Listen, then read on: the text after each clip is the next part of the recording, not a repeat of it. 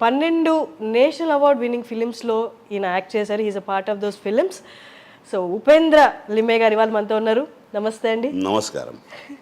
Sir, I know you don't know Telugu, but Yeah, मुझे मालूम कि I just didn't understand anything. लेकिन you must be saying something good regarding Freddy and Animal. Sir I know you don't understand Telugu, That's it. But we are like most of our viewers will be Telugu audience. So here and there I'll be using few Telugu words. Of course. If you can't understand, if you are not able to understand anything, please let me know. I'll repeat that. No, I'm here for only Telugu audience because मेरे जितने भी दोस्त हैं, जिनके बहुत सारे दोस्त हैदराबाद में हैं, and I've received a lot of compliments from them कि यार there is a guy from your Marathi industry, he has done fabulous job, we loved his performance, please let him know. So I'm here only for Telugu audience. those Telugu audience to say thank you very much. Amazing, sir. Even after watching the film, even I was I was asking Pranay gar, producer of the film, I was asking him, please arrange interview of Upendra garu. I have to interview him for the performance he gave. Yeah, so thank you so much. he उसने भी आपका number मुझे ही दिया था और बोले don't miss I dream interview, it is very special. That's so nice, sir. Sir, first of all, I want to tell you this. We are so glad that you have come all the way from Mumbai to Hyderabad for this interview. We My are pleasure. so glad to have you at iDream, sir. My pleasure, my pleasure. Sir, as I said in my introduction, most of the Telugu audience got surprised with your performance. You're a big actor there in Marathi, but this is your first Telugu film. Yeah, and I have dubbed in Telugu. And you done your own dubbing for the Telugu. Yeah. So people here are so amazed and surprised and loved your performance, sir. And how do you see this? Welcome to the Telugu industry. Superb. Never before ऐसा feedback था क्योंकि I am receiving feedback from all over the globe. जब मुझे national award मिला था तब भी इतना फीडबैक नहीं मिला. जब ये 10-15 मिनट के रोल के लिए मिल गया तो overwhelming response. I am feeling very happy, feeling very grateful to Sandeep SRV for giving me this opportunity. What else you can ask for? Yes, sir. Sir, after watching film, all the Telugu audience went back to their home and started searching for this Freddy Patel. Yeah. Who is this Freddy Patel? Yeah. And Vicky showed some of your data, but in your words, would you tell us more about yourself, like from where you are and your family? Basically, I am from Pune. Pune is a cultural capital of Maharashtra. So I am lucky. ऐसे atmosphere में upbringing हुआ तो बचपन से ही एक drama से association था. और the best thing of Marathi is Marathi theatre, that is drama. It has more than 150 years history.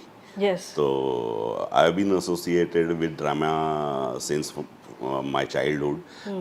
Script reading competitions होती थी, फिर इंटर स्कूल कॉम्पिटिशन्स होती थी, फिर इंटर कॉलेजिएट कॉम्पिटिशन्स होती थी. So after 12th I shifted to dramatics only and I have done my graduation in dramatics from Pune University. Then I have completed my masters in communication studies. But there, from 87 to say 99, those 12 years, I have been associated with experimental theatre activity only, not commercial theatre. जैसे एक parallel cinema होता है, एक main stream film होती थी, श्याम बेनेगल, सत्यजीत रे, उनकी एक पैरल एक्सपेरिमेंटल स्ट्रीम होती थी.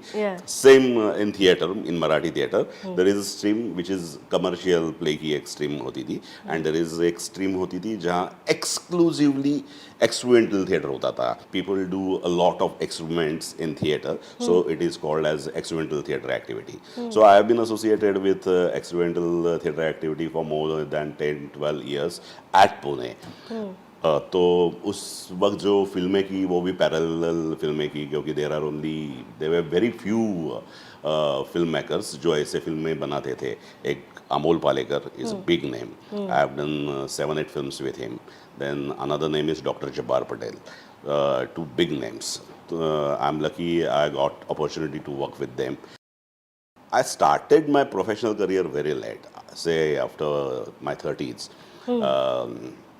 Accidentally I came to Mumbai one of my friends, Rasika Joshi, unfortunately, she is not no more. She's a very good actor from Marathi theatre. तो वो एक कमर्शियल प्ले करने जा रही थी मुंबई में. तो शी रिक्वेस्टेड मी कि please Upen you come down to Mumbai, एक कमर्शियल प्ले है बट इट इज़ ये थोड़ा बोल्ड है, थोड़ा फिजिकल है. I will be very comfortable अगर तू एक को एक्टर मेरे साथ आ जाएगा तो. So then I shifted to Mumbai. But initially, for 10-12 years, I've been associated exclusively with experimental theatre and experimental films only. मेरा वो पहला प्ले था जिसका नाम था super hit number 1, which was actually super flop number 1 हो गया. But experimental theatre में इतना काम किया था तो मुंबई में एक नाम हो गया था, महाराष्ट्र में एक नाम हो गया था. तो जैसे ही कमर्शियल प्ले की एडवर्टाइज पेपर्स में आने लगी, लोगों को पता चला रहे उपेंद्र लिमेज का now in Mumbai and he is doing professionally, acting professionally. तो बहुत लोगों से फ़ोन आए कि can you do this, can you do this. तो फॉर्चुनेटली उस तरह का स्ट्रगल नहीं करना पड़ा मुझे. फॉर्चुनेटली एक के बाद दूसरा काम मिलते गया. जो नाटक जिसके लिए मैं गया था, that was directed by very well known theatre personality of Marathi, Vinay Apte. तो मधुर भंडारकर विनय आपटे का बहुत बड़ा फ़ैन था. And Madhur Bhandarkar was planning his film Chandni Bar. तो चांदनी बार वैसे देखा जाए तो my first commercial feature film होगी. उससे पहले सब पैरेलल किया था. विनय आपटे रिक्वेस्टेड मधुर की he is a very fantastic actor, he has come all the way from Pune for acting career and he is a very good actor and you must work with him. And he introduced me to Madhur Bhandarkar. That is how I started my professional career with Chandani Bar, with Madhur Bhandarkar. And I must say Madhur is a man of his words. क्योंकि Madhur had a very bad or hard time before Chandani Bar. He was struggling like anything. लेकिन जैसे ही तबू ने उसे हाँ कर दी और are Mohan जैसा एक प्रोड्यूसर मिल गया और चांदनी बार जैसे ही रिलीज हो गई, वन नाइट, एक रात में Madhur was a national figure. तो मधुर को ऐसे लगा कि यार Upen is a fantastic actor, मुझे तो इतना रिकॉग्नाइजेशन मिल गया है, Upen must get very good roles in Bollywood. तो मैं उसको बोलता था यार कैसे मिलेगा, चांदनी बार में हम सब लोग हैं लेकिन कुछ भी करे तेरा कैमरा सिर्फ तबू पे ही जाता है. तो हम लोगों को ऐसे अपॉर्चुनिटी मिलेगी. लेकिन उसने मुझे बोला था कि डोंट वरी उपेन, मुझे मालूम है you are a fantastic actor, एक दिन मैं तुझे ऐसा रोल दूंगा कि मुझे किसी को बताने की ज़रूरत नहीं पड़ेगी कि how great he is, how superb he is. तो when he was planning page 3, my producer, जो रोल मैंने किया, page 3 was a turning point. Page 3 was a game changer for me. क्योंकि प्रोड्यूसर चाहता था कोई बॉलीवुड का बड़ा एक्टर एक करे उसमें काम. जो रोल मैंने किया, I played cop there in page 3.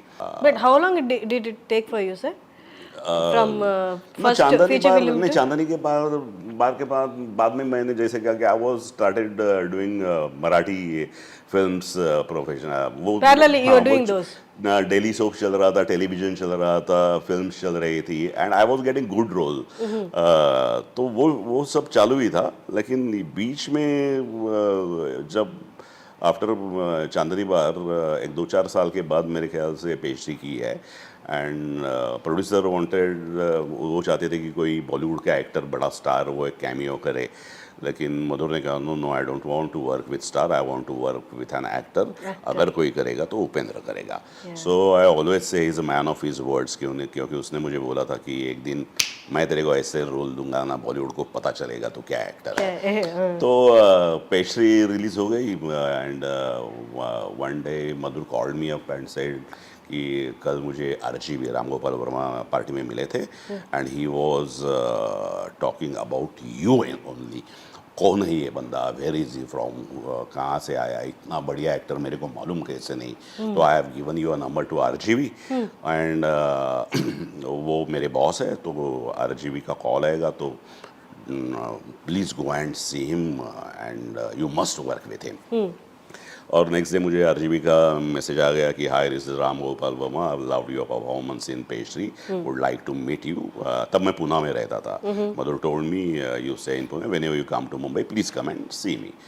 फिर एज आई सेड कि pastry was a game changer. Yeah. तो उसके बाद फिर आरजीवी के साथ मैंने 4-5 फिल्में की। फिर one of the most interesting directors I have worked with, that is Ram Gopal Verma. Like in what sense? He's making or Yeah, as a director, as it is? His approach is different. yes, very interesting director to work with. एक actor director की chemistry रहती है ना, Yeah. How you look at the content, how you look at the character, फिर वो improvise कैसे करते हैं, टाइप्स वाला।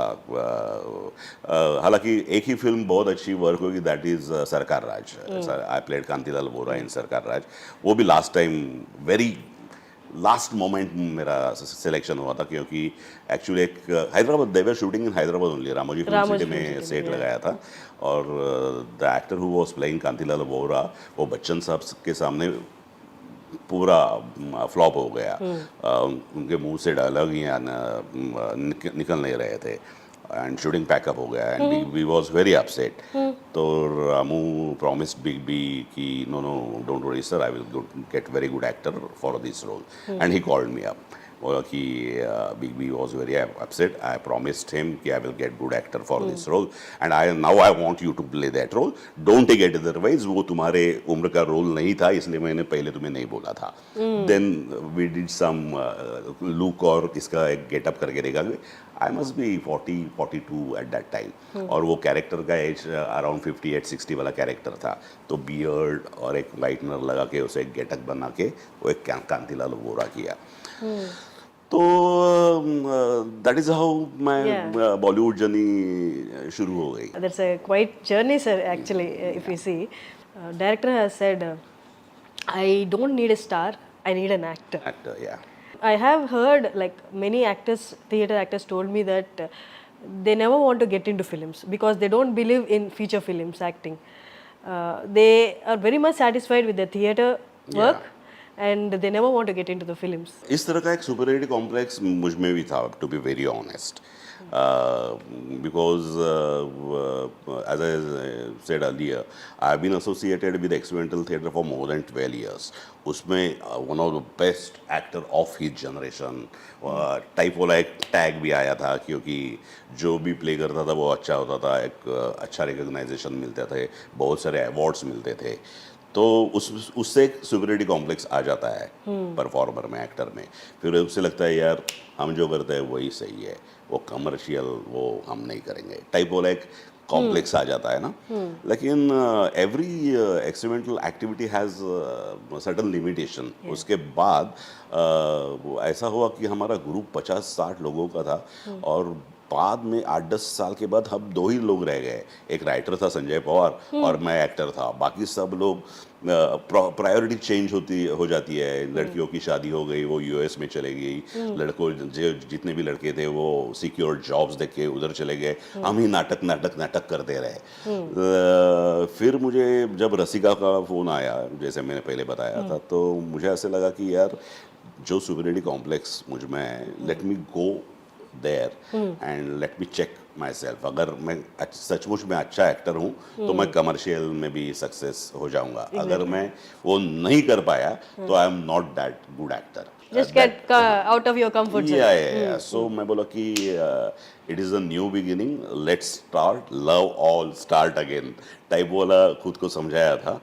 Everything went smoothly, क्योंकि and most of the things as I said कि वो डेस्टाइन भी है कि जैसे विनय अपटे और मधुर भांडारकर का एक कॉम्बिनेशन होना, फिर विनय अपटे सर ने उनको रिक्वेस्ट करना, फिर मधुर का और मेरा एक केमिस्ट्री बन जाना, उसने मुझे प्रॉमिस करना कि मैं तुझे एक दिन ऐसे रोल दूंगा।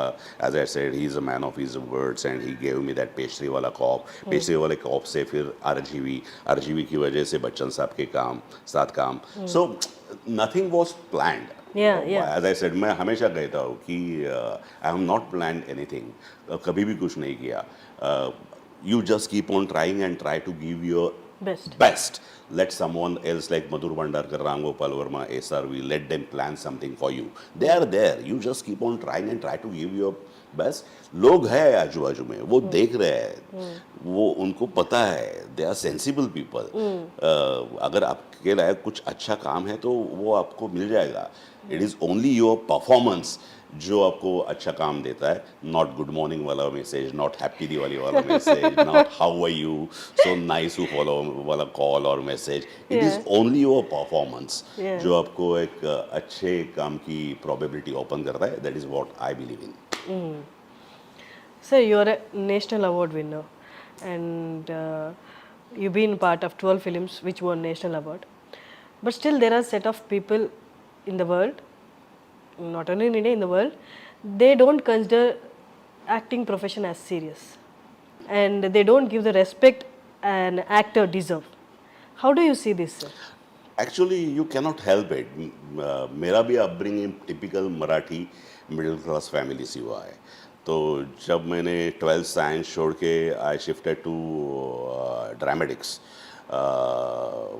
माई पेरेंट्स वेयर लाइक क्या भीख मंगे धंधे कर रहा है यार तू, क्या करेगा यार, वो तू कर रहा, तेरे को करना है ना, एक्टिंग में इंटरेस्ट है तो पहले तेरी पढ़ाई पूरी कर, अच्छा जॉब सिक्योर कर ले, उसके बाद जो टाइम मिलेगा उसमें कर लेना थोड़ा एक्टिंग वैक्टिंग का शौक। तो that you cannot help it.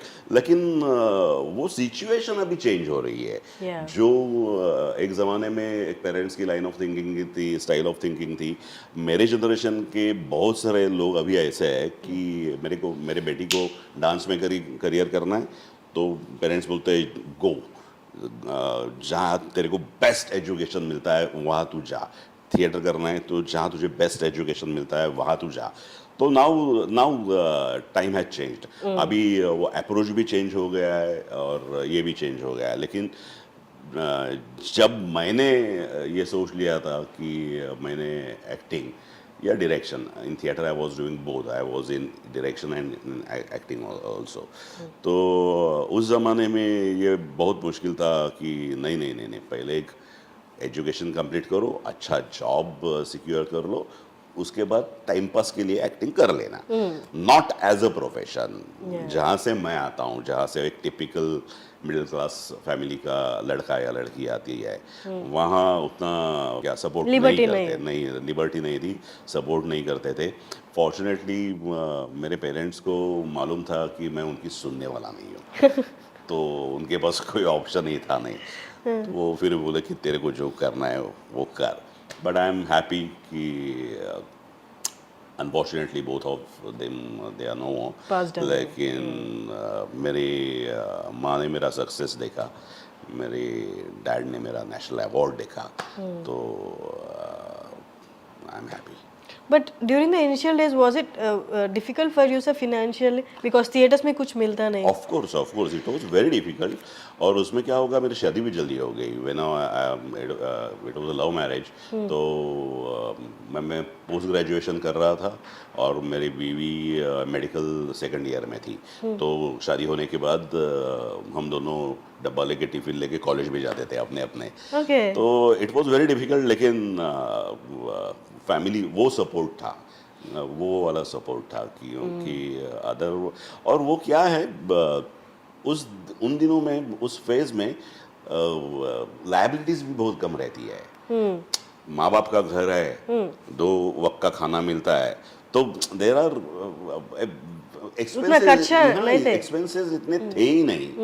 तो मैं हमेशा कहता हूँ as far as struggle is concern, oh that was a hard time, we have been through that and so.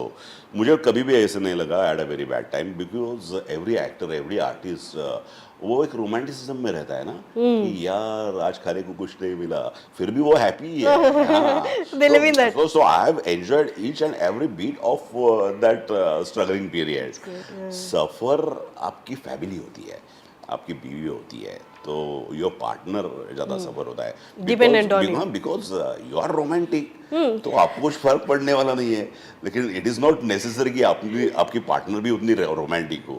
They live in reality, we live in our dreams। तो बहुत बार मेरी बीवी मुझे वो रियलिटी का इंजेक्शन देती है।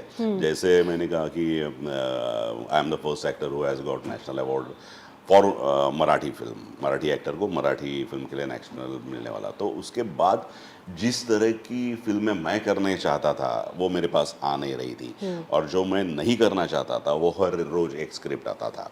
तो आई रिजेक्टेड ऑलमोस्ट 35-37 स्क्रिप्ट्स, फिल्म्स। तो माय वाइफ सेड एटलीस्ट इसमें से एक तो ले ले जो कम खराब है, क्योंकि घर कैसे चलेगा फिर। Yeah. तो what I mean to say, she is very practical. बहुत बार एक्टर आर्टिस्ट की पार्टनर भी प्रैक्टिकल रहती है, और आर्टिस्ट अपना रोमांटिसिज्म में I have rejected, I am not interested type वाला। For that matter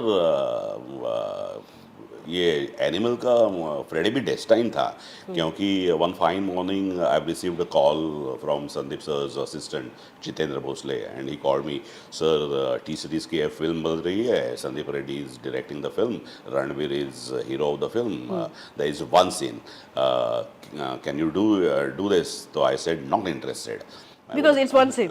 Okay. So I am doing good in my original films. Yeah. I'm going happy with doing small content-oriented films. तो it is not necessary कि रणवीर है, T Series की film है, तो एक scene के लिए मैं जाऊँ। तो मैंने 2-3 बार उसको नहीं बोला था।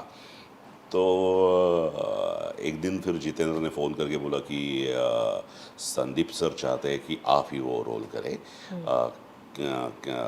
क्या आप उनके साथ एक मीटिंग के लिए आ सकते हैं? वो खुद आपको कुछ फिल्म के सीन के बारे में नरेशन देना चाहते हैं। तो आई सेड ओके, क्योंकि तब मुझे पता चला कि he is the director of Arjun Reddy, और Arjun Reddy. But did you watch Arjun Reddy before, sir? Of course Okay. Arjun Reddy मैंने तेलुगु वाली अर्जुन रेड्डी देखी थी, नॉट कबीर सिंह। कबीर सिंह, yeah. तो अर्जुन रेड्डी देख के मुझे ऐसे लगा यार, Who is this director? Yes, क्योंकि जब मेरे कॉलेज दिनों में राम गोपाल वर्मा की वो पहली वाली शिवा देखी थी, तो उसका एक इम्पैक्ट था, उसका एक इम्प्रेशन था। अरे first time film maker, the way he conceived youth psyche, और जिस तरह से टेक्निकली एग्जीक्यूट किया था, the same thing happened when I saw Arjun Reddy. और मैं बोला यार ये कौन है Sandeep Reddy Vanga? This SRV is RGV of this generation. Yes, sir. We RGV. तो मुझे ऐसा लगा कि ये इस जनरेशन का RGV है। तो मैं बोला कि yes, let's go and meet him, interesting है, मीटिंग कर लेते हैं, because is a interesting director, and it is always pleasure to meet such people. तो मैं बोला कि मीटिंग कर लेते हैं और बाद में बोल देंगे, ना बोल देंगे। But when I met him first time, और जब SRV ने मुझे सीन नरेट किया, तो फिर कोई भी सेंसिबल एक्टर वो रिजेक्ट नहीं करता, क्योंकि The way he narrated. the way he narrated कि he said कि this is high voltage action sequence, interval point है, and it begins with your sequence, और वो पूरा sequence उन्होंने बताया मुझे। तो मैं, and at that time I was shooting another Hindi film, Excel, Farhan Akhtar, he has produced that film। तो उसकी मडगांव एक्सप्रेस जो अभी आएगी मार्च में, तो मेरी सब स्कैटर डेट्स उनके पास थी, अक्टूबर, नवंबर, दिसंबर।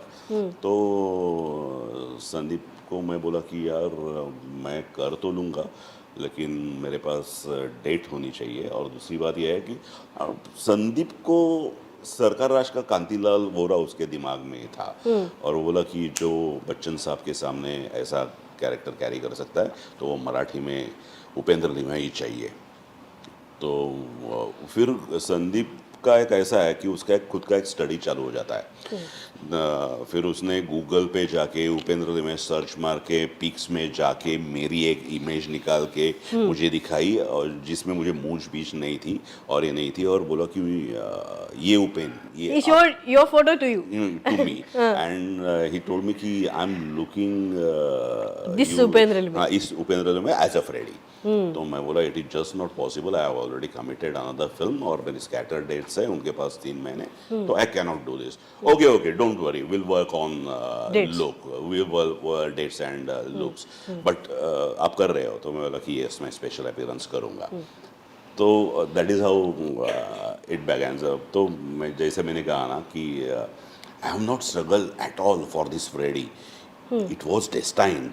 आज मुझे मेरा बेटा बोलता है कि यार बाबा, तू अगर मीटिंग नहीं करता संदीप सर से तो एक बेहतरीन कैरेक्टर निकल जाता तेरे करियर से। तू बहुत रिग्रेट करता, बहुत रिग्रेट करता ना। मैं बोला हाँ, मैं रिग्रेट करता, सचमुच में रिग्रेट हो जाता अगर ये फ्रेडी मुझे करने नहीं मिलता तो। But what an experience. 2-3 दिन का शूट था मेरा फ्रेडी का, but that process was very interesting. As I, जैसे मैंने आरजीवी के बारे में बोला, वो very interesting director to work with. फिर वो वहाँ से शुरू होता है जहाँ डायरेक्टर आपको एक सीन नरेट करते हैं, आपके कैरेक्टर के बारे में बोलते हैं, he tells everything in detail about that character, उसकी कैरेक्टरिस्टिक्स पता चलती है और उसका एक मोटा मोटा एक आपके दिमाग के सामने आ जाता है। एंड उसके बाद उसकी creative team, Pranay is also a part of his creative team. वो he was always there when creative discussions हम लोगों की होती थी। तो वो सेशंस, दो सेशंस वेयर वेरी इंटरेस्टिंग कि ये सीन है, फिर मैं बोलता था कि get me the text first, मुझे सीन दे दो and I will get back to you. तो बहुत सारी चीज़ें आज जो एनिमल में फ्रेडी के सीन में दिखती है वो इम्प्रोवाइज हुई है। बहुत सारे एक मराठी का उसका एक ये दिया है, तो वो फुल फ्रीडम संदीप सर ने मुझे दिया था कि आई वॉन्ट दिस एटीट्यूड, उस एटीट्यूड को आप मराठी में एडलिप ले लो। फिर मैं जो भी बोलता था आईच्या गावात लायकीत राहायचं टाइप वाला कुछ भी, तो वो असिस्टेंट को पूछता what does that mean, what, okay हाँ, ओके गुड गुड। दैट आत्मनिर्भर, वो तो शॉर्ट से पहले कुछ देर मुझे दिमाग में आया और मैं संदीप को बोला यार Sandeep we must use this word, आत्मनिर्भर अभी तो इतना पॉपुलर है and this is perfect for this situation. तो that credit goes to him कि उसने वो पूरा एक ओपन ये रखा था। ऐसा नहीं था कि जो मैं कह रहा हूँ बस उतना ही करो। ना शो मी, क्या तुम्हारे दिमाग में, हाँ शो मी करके दिखाओ, हाँ good let's do it, You're doing exactly like you. so it was like that, so it was a great fun. So, yeah. Actually, people who went to the theatre and saw the film for the first time, Ranbir's characterization is only as shocking for us. And after 1.5 hours of the film, there comes Freddie Patel with a knockout performance, and people stopped looking at Ranbir and started looking at you for the whole 10 minutes. No, it is not my performance. It is that screenplay. It is a very author-backed situation. यानी कि वो Freddy को सब full toss ही मिले ना, तो Freddy ने बस फुलटॉस को स्टेडियम के बाहर भेज दिया, इतना ही किया। लेकिन फुलटॉस तो स्क्रिप्ट में था, फुलटॉस तो स्क्रीन प्ले में था। तो फ्रेडी को जाके सिर्फ बैटिंग अच्छी कर दी थी। सो आई एम हैप्पी, वो एक वेरी ऑथर बैक सिचुएशन एक फ्रेडी का मिल गया। And Freddie doesn't even know what Ranbir is in the film. He doesn't know anything. नहीं, वो तो इसीलिए आया है ना कि to know. मेरे ना फोन लो माँ इंजीनियर तो माटल देनी।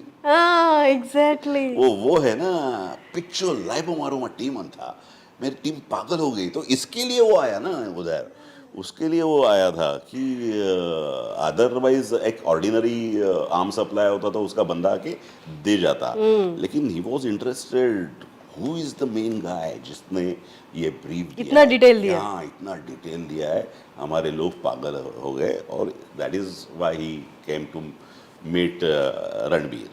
तो उसे मालूम ही नहीं था, और वो कंप्लीट उसका है ना, देखो एक and credit goes to Ranbir also ना कि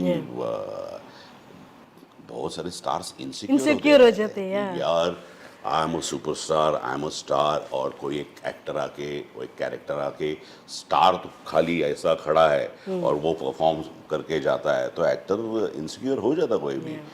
but Ranbir what a fantastic को एक्टर टू वर्क विथ, क्योंकि he was okay with everything ना, कि ऐसे करना है, ऐसे देखना है, उसने सब रिएक्ट करना है, बोलना तो सिर्फ फ्रेडी को ही है ना। तो बहुत कोई भी शायद कोई एक्टर बोलता कि यार नहीं I am not going to do this, ये पूरा फ्रेडी ही लेके जाता है, I am a hero, I am a star, but he was like was never okay like- Sandeep कैसा चाहिए, ऐसा चाहिए, ऐसा, okay Sandeep is that okay, okay, he is 100% director's actor, superb superb. मैंने पहले दिन भी जब मैं I met him I told him कि I am huge fan of yours, it is not because you are star but you are a very good actor, there are very few stars who are good actors, and of course he's top of them. Sir, as you said, most of the people say that there is very much similarity between RGV and SRV, Sandeep Reddy Vanga. Apart from making path-breaking films, is there anything common in them? मैंने दोनों के साथ काम किया है, और जैसे मैंने कहा अर्जुन रेड्डी देखने के बाद मुझे लगा कि he is RGV, SRV is RGV of this generation, of course. Their approach towards movie or their thinking, is there anything similar? Actually Sandeep sir ने एक्चुअली दो ही मूवी की है, Arjun Reddy and Animal Arjun Reddy और ये वाली, क्योंकि कबीर सिंह तो it was a remake. remake. तो मालूम नहीं, शुरुआत तो सेम है ऐसे मैं कहूँगा, शिवा अर्जुन रेड्डी वहाँ से जो शुरू हुआ है वो तो सेम है, but RGV praises SRV like anything. बहुत सारे लोग जब संदीप रेड्डी वांगा की क्रिटिसाइज करके बहुत ये कर रहे थे, तो RGV का माय रिव्यू अगर आपने पढ़ा नहीं होगा तो प्लीज आप जाके देखो, RGV is my review on animal. Yeah. तो द वे ही सपोर्टेड और जिस तरह से प्रेज किया है वो काबिल तारीफ है, एंड संदीप ने तो अभी शुरू किया है, Yeah. और right from the beginning he has proved himself like anything, और बहुत बढ़िया काम, बहुत बढ़िया फिल्में SRV से आ सकती है, ऐसा एज एन एक्टर मुझे लगता है। Let's hope for the best. Yeah. So, would you like to tell that whole dialogue in Telugu? Do you remember? और उतना ही जो अभी मैंने बोला, who is the main guy, మీరే నా ఫోన్లో మా ఇంజనీర్తో మాట్లాడండి, పిచ్చు లాయిపోమారు మా టీం అంతా, ఓకే డైరెక్ట్ పాయింట్కి వస్తా। That Marathi dialogue also. Marathi The one- वो सब है, ए लायकीत राहायचं, याच्या इच्छा गो, अरे समजायलाच पाहिजे, रेडीवर हात टाकतो नाही बोला। In that one? और वो एक टिपिकल चीयर्स वाला जो है ना कि बटन दबाओ, ये करो और निकल पड़ो, चांग बोलो, दैट मीन्स चीयर्स, जिसे चांग बोलो को तेलुगु में जय भद्रकाली वो किया था। Okay. And this thing said that toy. तो मैंने करके दिखाया था, संदीप को करके दिखाया था, मैं बोला यार थोड़ा करते हैं, क्योंकि Freddy is not a joker, Yeah. He is not a comedian. He's an ex-serviceman also. हाँ, फोर्स का आदमी हो Yeah. ना, is very discipline and strict person ना, तो मैं संदीप को बोला यार कि जो ह्यूमर है वो सिचुएशन में है, जैसे कि एक जस्टिफाइड भी होती है कि 5 मिनट पहले फ्रेडी उन सब लोगों को बोलता है supporter underwear has to be very tight, ऐसा होना चाहिए, और हीरो बोलता है प्लीज फ्रेडी देना, मैंने अंदर से कुछ नहीं पहना। तो it is very situational humour. Yeah. और वो टुक टुक वाला वो भी है ना कि वो बोलता है कि रणबीर को बोलता है कि please ask your people not to take me very lightly. मैं क्या ये जतरे में, बेचने हाँ जतरे में 5 वो वाला नहीं आया ना, तो इसके लिए वो एक मौकरी करके दिखाया था मैं Sandeep, and he was very happy with that. और the best thing was when we were done with that sequence, और एक लंच ब्रेक हुआ था, तो AD came to my vanity van और बोला कि सर प्लीज 2 मिनट सेट पे आ जाओ। तो मैं बोला डन ना, अभी ब्रेक है, खाना तो खाने दो। नहीं 2 मिनट आ जाओ। मैं बोला क्या है, सेट पे आ जाओ। तो वो मुझे सेट पे लेके गया, तो आधे से ज्यादा लोग वहां सिर्फ